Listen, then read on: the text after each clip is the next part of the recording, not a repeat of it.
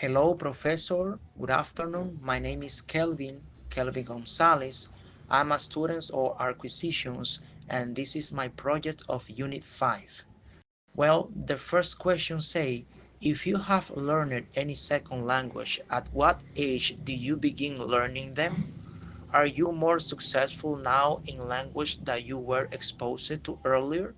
Based on your personal experience, what do you think of the critical period hypothesis? Do you know others whose experience will support or refuse it? I began learning a second language at age of 13 years old, and yes, now I am more successful in language than when I was exposed for the first time.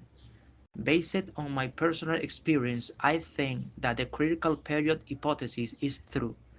There are some people that in certain times in their life have more capacity of learn a second language, and when they pass that time, it is more difficult to learn a second language.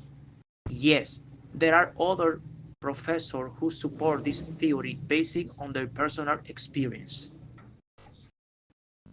The second question says, which model learning to L2 learning process do you feel you can use to explain your learning process in your L2s?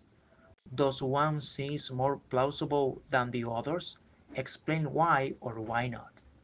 I might notice that I learned best when I listen to or read content slightly above my level, but I still understand, like watching shows with subtitles or reading simplified news articles. I might also notice that I didn't learn as well when I focused too much on grammar, rules, and listening with Cranston's idea that acquisition is more important than conscious learning. Well, in question number 3, it says, interactive and instrumental motivation can both play a role in deciding to learn an L2. How have these two kinds of motivation influenced you, L2 learning? If you have learned more than once L2, it is different depending on the L2 in questions. If you know others L2 learners, ask them about what kind of factors motivated them to learn and compare them to your own.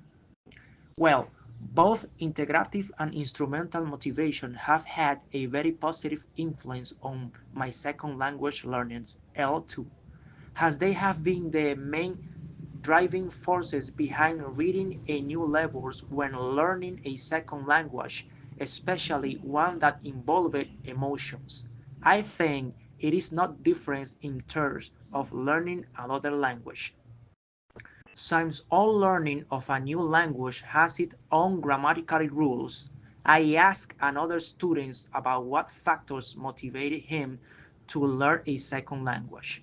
His factors do not differ that much from mine, since we all almost share the same ones. He was motivated to reach a new level in the language, and therefore he is almost the same as me. In question number 4, professors, it says some students define success in L2 acquisitions per initial rate of learning.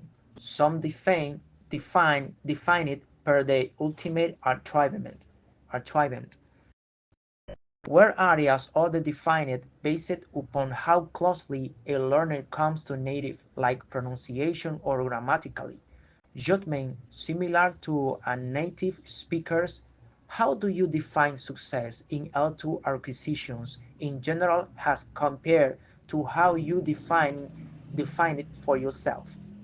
If is your definition of success in L2 learning the same as the standards by which you are judged, or do the members of your L2 speech communications, teachers, classmates, college, friends, etc., have different definition of success in L2 learnings than you? Well, I define success in general in second language acquisition as meeting all established permanents.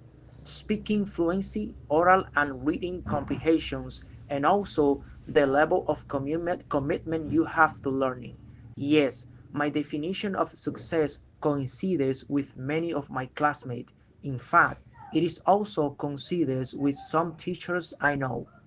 No, they don't have a different definition of success. In final questions, number 5, it is postulate that younger learners are probably more successful in formal and naturalist learning contests, and older learners are more successful in formal instructional settings. Do you agree or disagree? Use your own experience combined with theoretical support from this chapter to make your argument.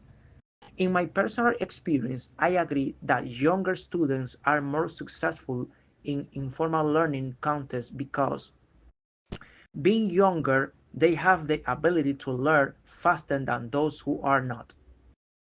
Older students also find it easy to learn in formal instructional setting as they can use their personal experience to contribute to their learning.